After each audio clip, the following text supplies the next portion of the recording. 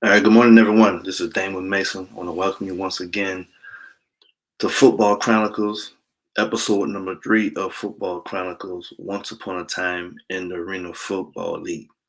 So, once again, guys, welcome to Football Chronicles with Damon Mason. And of course, my name is Damon Mason, and episode number 3 of Once Upon a Time in the Arena Football League. So, as usual, I hope you guys having a blessed morning. I hope you guys have a blessed day.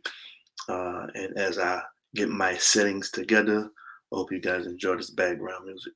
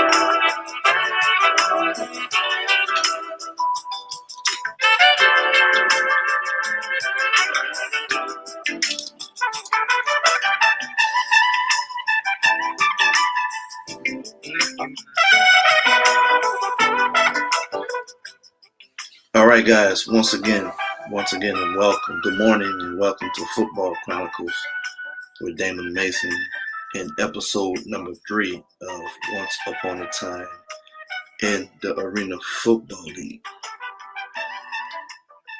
So, guys, I'm going to try to recap right quick the ending, at least the ending of episode 2 from yesterday's show. Um, and if I'm not mistaken, roughly I just talked about completing my rookie year in the Arena Football League as a professional football player. And as I thought about it last night and early this morning, and there was a couple things I left out. And if I remember to say it, I will as I recap. But even as I recap, I guess I'm gonna start off by saying this here. The purpose I'm doing this, guys, this is not the first time I've done this. I've done it many times in different ways. But my goal, again, is to motivate young boys, young girls, student athletes by using, as we've heard, all our youth, my youth, how sports athletics is a great platform to reach young kids, and try to lead them and guide them and direct them in the right way, and that worked in my favor. But even better for me, I had men and women who not only led and guided me properly or tried to lead me properly, it was even better with those who incorporated the word of God into it, especially in my household with my parents. And this is what I'm doing. Again, there are going to be things that's going to happen that our kids are. We can only pray that our kids remember the things that we teach them and the things that we try to instruct them accordingly. Matter of fact, my favorite Bible verse now is Proverbs 22:6. Train him up in the way that he should go. So when he gets older, he won't depart from it. And that means a lot to me now, especially with the passing of my mother, and my dad just being up in age, and then myself being 49 with kids of my own, a 13-year-old and 11-year-old. My oldest is going to high school, and for everything that I'm doing with my company, my business, or Diamonds of Extensions, and as you guys once again take the opportunity to say this, promotional, but my program, Diamonds of Extensions, roughly is a platform. It's a platform to help provide exposure for student athletes in high school. Again, using sports athletics as a platform and to help them get in position. That's what I'm saying, to get in position for possible scholarship opportunities. But it goes a lot deeper than that for me. Even though I had a scholarship and even though I was a great athlete, great football player, everything still didn't work out like I wish it would have. Like I've learned to say and like I was taught. And matter of fact, I'm gonna correct myself early. I can't say that for everybody, but for me, elevation and promotion didn't come without trials and tribulations. It didn't come without some type of adversity, some type of negativity. And that's just my life. Again, won't speak for no one else's life, but I know what my parents taught me, what my parents prepared me for. That everything happens for a reason. I think we all know that by now. So anyway, I like recapping this way, and that wasn't quite much of the recap I was thinking, but as I often do, I pray and ask the Lord to allow me to say what needs to be said and let it come out the way it was supposed to come out. So anything that I said, guys, it was meant to be what it is. I know that's what my faith is. I trust God, and so that was my recap. So let me get into this here because I'm on a time limit. But at the end of episode 2, I know I remember sharing how I did my contract with Jay Gruden, with the Orlando Predators, and that was big for me because the NFL, God used Jay Gruden. He used Jay to give me the opportunity through the Arena Football League that the NFL never did. That the Canadian Football League didn't give me the opportunity. I went to Canada and I got a cut. And again, I say this because there are year after year after year, there can be a lot of young boys, young girls, young athletes, young men, young women in high school who are not going to get the opportunity to participate on a higher level, on the collegiate level, and do something that they've been doing since they were kids. They're going to be young men and young women who are going to excel on the collegiate level, but not given that opportunity to live out another dream by being a professional athlete. And I know how that feel. I know how that feel, and I just, and so my stories are not just a remembrance of what I experienced, but also hopefully a testimony to someone that, hey, I understand what you're going through. I went through the same thing, and these are things that I had to do. These are things that I had to remember that I was taught as a kid. So now we become an adult or even a young adult. The reason why I have parents, I was just trying to tell my kids, I dropped them off for football practice. Just like a coach, the reason why we get on y'all so much is so at some point in time in your life, you're going to remember these moments for when times get tough. That's the beauty of adversity. But you will never see the beauty of adversity if you don't first humble yourself and understand that, you know what, everything that happens for a reason. Some things are meant to happen. Some things happen based on our choices, based on my choices. These are things I had to realize for myself. And God is at the center of it all. He don't make things happen all the time. Sometimes He allows things happen. Even though we say the devil did it, but guess what? The devil has to get permission from God to even test us and try us and do certain things to us. At least that's what I was taught, and that's what I read for myself. So anyway, so by me being in a position, 1998, we just won the Arena Bowl championship. And that was the Orlando Predators' first championship. And I was a rookie. Jay Gruden was a rookie coach. It was his first championship as a coach. And I learned that he had won 4 championships as a player in the Arena Football League with the Tampa Storm. And in recapping episode 2, we did our contract. And as I said before, Jay Gruden did a lot of things for me that he had to do. But I know after all these years, and I knew even then, he saw something in me that was special to him. There's a lot of guys, he would say stuff like, man, Mason, look, he would give me bonuses. And he'll say, look, some guys have this in their contract. All right. And say it again so you understand. Some guys have these clauses, not even clauses, these incentives in their contract. but you actually deserve this based on the type of effort that you portray, and then you produce in the game. So he would do stuff like that, and I'm saying this, guys, because I don't know how many episodes I'm going to do, but these things are important as I think about it. So I'm doing my contract, and he set me down, and he do you know how this process works? I say, I think I do, but I don't. This is my first professional opportunity. And this try to make that long story very short. I remember telling Jay, I said, well, look, whatever you give me, man, that's a blessing from God. Because 6 months ago, I was home in Louisiana working 3 jobs. I worked at a, I worked at a, I left college, again, from episode 1, I left college to go pursue my professional football career. NFL didn't give me enough time of day. I went to Canada, I got cut. I came home, and certain things happened. Door of opportunities, doors of blessings started opening up for me. I became my own agent with the help of my cousin, Aubrey Branch, who's a certified agent on my behalf. I was able to do what I'm doing now for high school kids. I've contacted NFL teams and made contacts with all the Saints, and earned myself a workout with the Saints. I ran a 4.43 for the Saints. That was in the Mike Dicker era. And the next day, a day or two after that, I was on a plane to Orlando, Florida to play in the football in 1998 for the first time. And as I said, we ended up winning the championship. And again, so now I'm doing my contract, and Jill's like, I'm going to put you in a category with some of the best players in the league. So after I told him, whatever you give me is a blessing from God. You pay me what you think I deserve. And whatever you give me is a blessing from God. But I do remember telling him, but if you know in your heart that you didn't do right by me, you didn't give me what you think I deserve, based on what you think I deserve. If you didn't do what's right by me, God gonna deal with you in his own way. I'm gonna be all right. I'm still gonna get mine. And that's how I did my contract. Real talk. That's how I did my contract. But then the conversation switched to, well, okay, well, who are some of the two? Tell me some of the better players who you think in the league.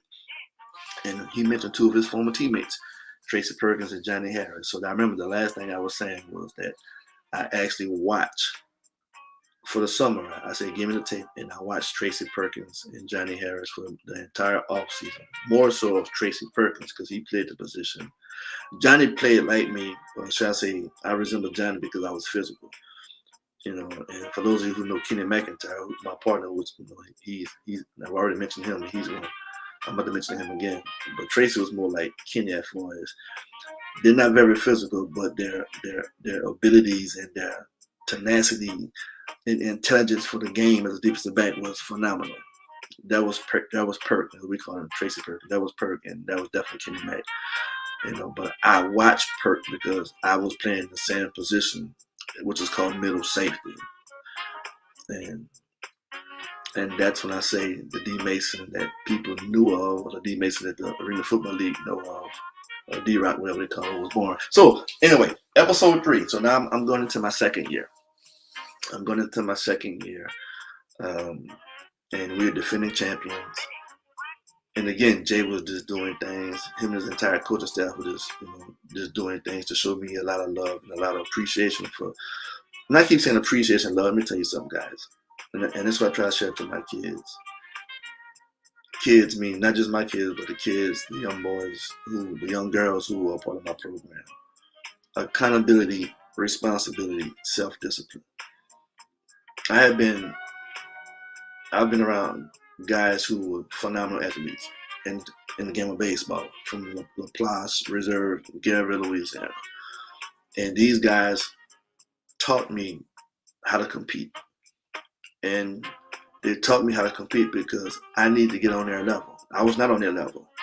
Guys like Romel Anthony, Calvin Lee Flip-Flop, Terry Grover, Chris Nicholas. Matter of fact, Chris might be the only one who was on my level. Well, I was thinking about this recently. The difference between me and all my friends, no one had the type of work ethic that I had. No one had the type of mindset that I had because they was good. Armand Anderson. They got so many I want to name in my particular class. But Chris Nicholas was the one who I can honestly say he had the same type of mindset, the same type of work ethic that I had. Um, we were not the best when we started playing baseball, but we had to put in a lot more effort. We had a no quit attitude that allowed us to get on the same level with our friends by the time we got to high school. So anyway, shout out to my boys. Shout out to the Ford All Stars. Um, 10 through 12-year olds, 13 through 14, and big boys. LaPlace age, reserve Phillies, Garrettville Pirates. Love you guys, man. East St. John High School, the class of 1992, and before that, the guys who came before me because they paved the way for me. Anyway, so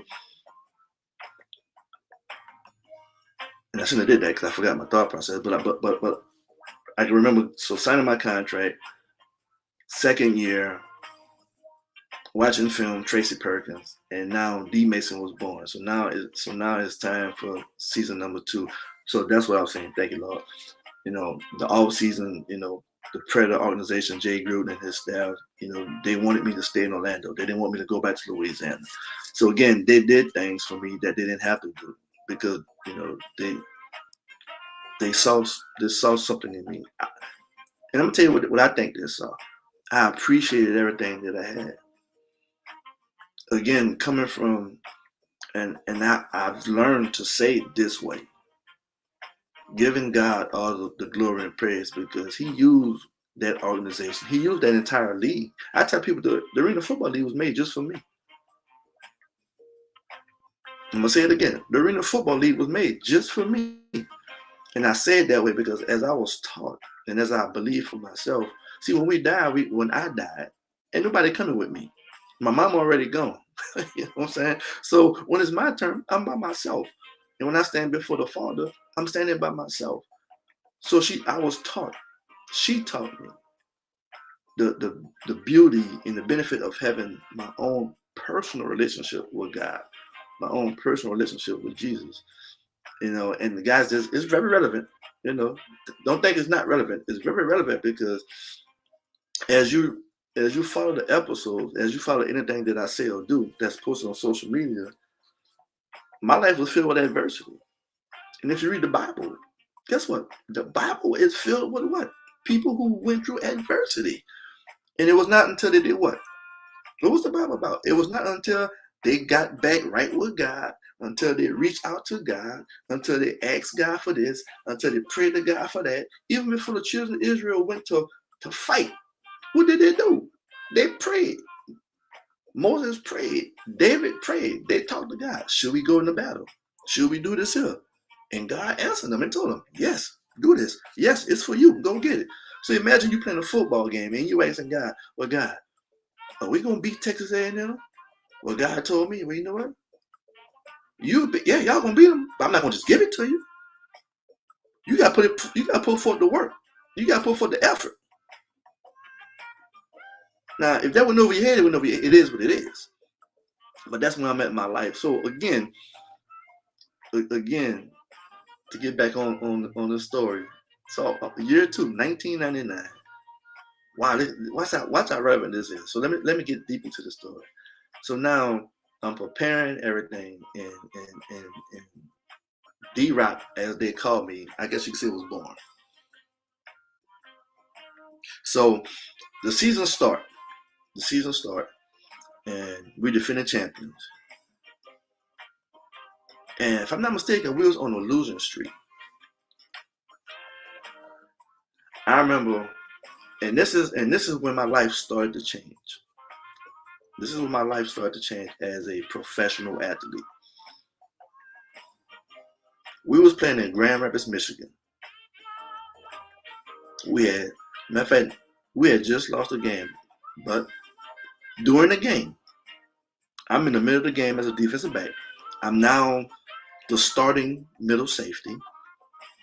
I'm backpedaling in the game, and I just fell backwards. Fell on my back. That's the one thing that stood out to me. I've never in my life as a defensive back just was backpedaling and fell on my back. And I'm looking up and I'm seeing the ball going over my head for a touchdown. We got blown out that game. We was on a losing streak. 1999, defending champions. And I remember, I remember after the game, Jay would say something like, basically like, I don't know what's going on. I don't know what to say. Remember, I can tell you a lot of stories, but I'm gonna tell you a story. I remember going to the office the next morning, to the office, the coach's office, and I told Jay, and I told Fran Papsadero, may you rest in peace. I never forget this. I said, Coach, yesterday you made a comment that you don't know what's going on, and I was like, well, Coach, I know what's going on, and I know how to fix it, and I promise you, I'm gonna do my part. And I share this story with a lot of kids today when I say about accountability, responsibility, and self-discipline. For the first time in my life, I can honestly say, as a professional athlete, as a man that I realized that what I was doing off the football field was affecting me on the football field. I'm gonna say it again. What I was doing off the football field was affecting me on the football field.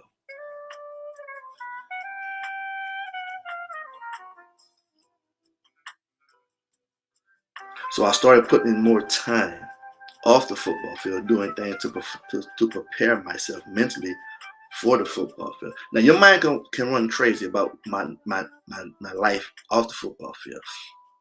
I didn't do nothing outlandish, but still I was doing things that was affecting me according to my faith. That was affecting my game. So, but when I tell a story to parents and kids, this is what I tell them. See, I watched film in high school. I watched film in college, but it wasn't until that second year. See, just because you're a pro or playing pro sports don't make you a pro. See, that's a title of pro. But what makes you a true professional, as I like to preach, is the amount of preparation, the sacrifice you put in. See, we hear about Michael Jordan and Kobe's and the guys like that.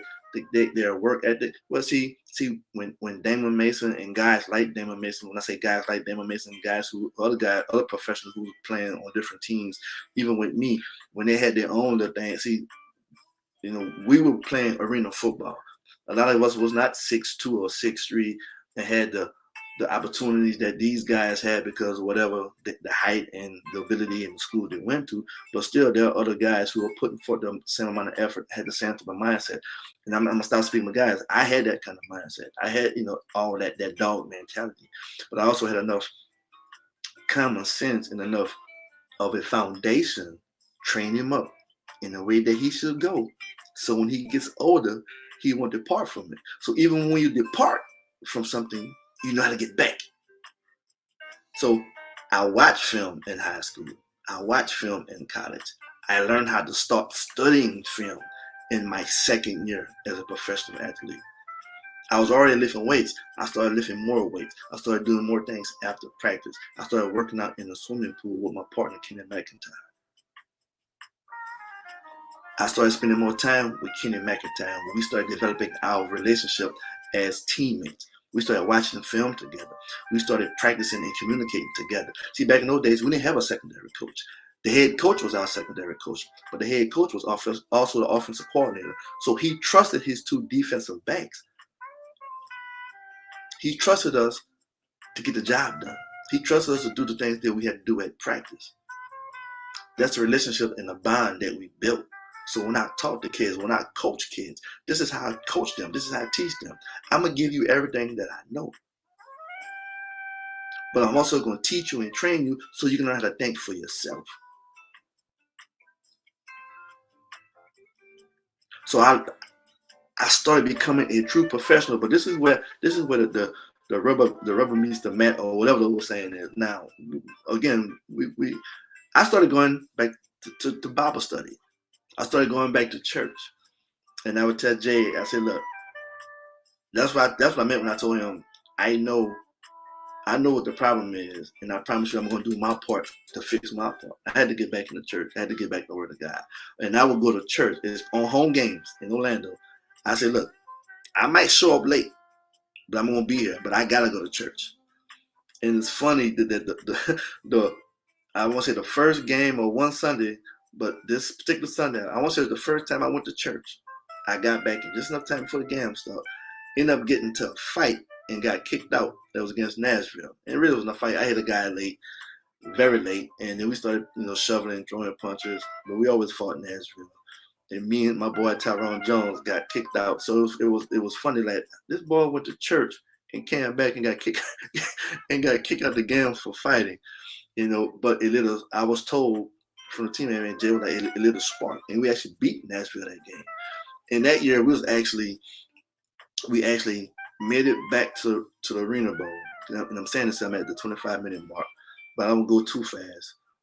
But again, I'm sharing stories. I hope it comes, again, the way it come out, that's where the Lord wanted it to come out. But even before we made it back to the Arena Bowl in 1999, as defending champions, we were not playing good Predator football. All right, and again, I'm talking about choices. I'm talking about accountability. I'm talking about responsibility. I'm talking about self-discipline. I took a lot, and this is the time where, again, the type of respect and the type of love that Jay showed me, which he didn't have to do. And this second year, he would tell me stuff like, if you play good, we win. And I would tell people, I said, man, I took that stuff to heart. If I play good, we win. I had to be consistent. Kenny McIntyre had already made a name for himself. I told y'all in episode number 2, he came in. I started all year, he didn't. He's making interceptions. And so I'm watching Kenny Mac, and I was upset because he was getting a lot of publicity. And I openly said that because I want kids to understand it's nothing wrong with feeling some type of way because somebody else is getting a lot of attention. That's my teammate. I'm happy for him, but I'm not happy. So guess what? If you're not happy about something, do something about it. So that's what I decided to do. Okay, let me work on the things that I need to work on. And as I told y'all before, I try to take a lot of reps in practice. Let me do the things. Let me work on the things I need to work on. But the things I did well, let me get back to basics. So what I did, Kenny McIntyre making all these interceptions, so I said, okay, man, I'm used to people calling my name. I'm used to people talking about Damon Mason like that. So guess what? You know what? I'm going back to basics. I became a professional football player. Even in the football league, I'm out there with no pads in my pants. Looking all good, but I'm not producing. Listen what I'm saying, football players, athletes. I am not producing. I'm not producing.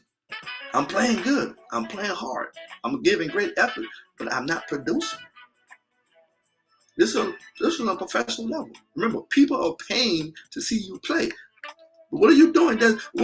I'm just being an average football player. The average football player come on the football field as a defensive back and cover and make tackles. Okay, but you're not producing.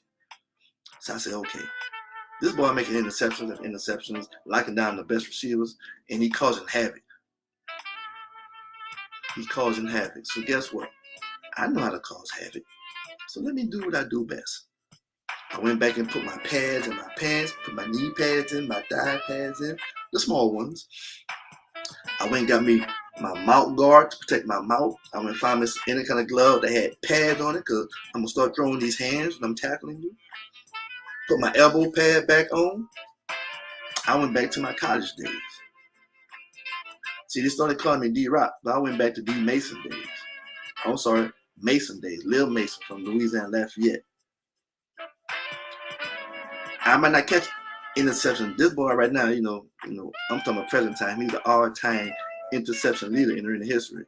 But I am the all-time leader in tackles in arena football history. I went back to doing what I did best. And I'll tell people like, hey man, you ain't got to tackle. You just hold him up and I'm coming. But when I get there, you might want to move because I'm not going to slow down. That's when D-Rock was born. I had to find a way to make a name for myself. And we did that. And a lot of things happened at the end of that season, during that season, to help us get back to the arena. And some things happened. To me, Jay was a mastermind in certain ways. He could find a way to motivate me. And what he didn't know is just him talking to me motivated me. But when he said some negative things about me, that also motivated me. And Native meaning he's a coach, he's a competitor, he's a football player. See, I know that. And I see him at the 30-minute mark. So I'm gonna end episode 2 like this here. You already know we won the championship. But episode number 3 is different. It came from my heart like everything else does. But this is, again, as I prayed, this is the way it came out, was the way it's meant to come out. But as I quickly think of recap in my mind right now, episode number 3 really was about the awakening for Damon Mason, or D-Rock, as they started calling it, because they was calling Kenny McIntyre the glove. So once I went back to my roots, went back to my basics of being just a physical football player, they quickly started calling me D-Rock. So now you had the Eminem boys, the glove, Kenny McIntyre the glove, and Damon Mason D-Rock.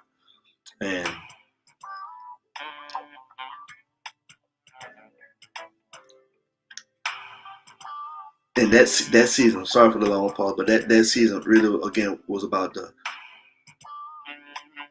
when I became the person that people knew me of. I was consistent. My game was consistent. Kenny McIntyre was how can I put it? He was the gamer. You know what? And that what made us work together so well. I knew his strengths. I'm not gonna say his weaknesses. I knew the things that he didn't like to do. He didn't like to tackle. I love to tackle. I got your back. You're gonna game ball. You have my back. So you know what? I'm gonna be consistent in my game. I'm gonna take calculated risks because you are taking uncalculated risks. You know what I'm saying? And then we had someone like Brett Cooper behind us, who was just a true receiver, but you couldn't tell. And we had some other guys behind us, man. But Jay trusted us, and Jay showed a lot of trust in me. Well, that's what I was gonna say. That long pause, I forgot what I was gonna say. But again, as I close, I really came into my zone.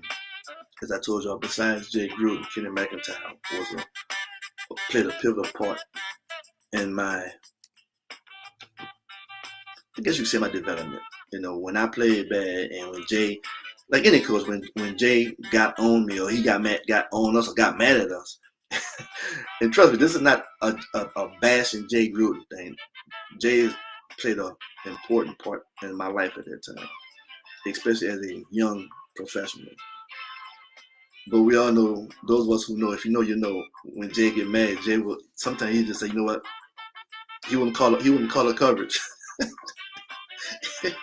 and Kenny just being Kenny, came back and be like, man, the hell with Jay. The hell with Jay, shit, Mason. You know the call, make the call. You make the call. And I'll make the call. But the main thing I want to say, what Kenny did for me, and God used Jay as well for this right here. Still at the same time, being so used to people calling my name and patting me on the back and saying good things about me, hearing other good things about Kenny. And to myself, I'm like, man, that's how I played. I was trying to do everything my coach was teaching me. This is only my second year. I watch a lot of film, but I'm trying to please this man. Because I'm like, again, God used this man to give me an opportunity to play professional football. And when he got upset, I felt like I let him down. And as straight as I can be, again, if you know the individuals, you know the individuals. You know their mentality. K. Mac was like, hey man, the hell with Jay.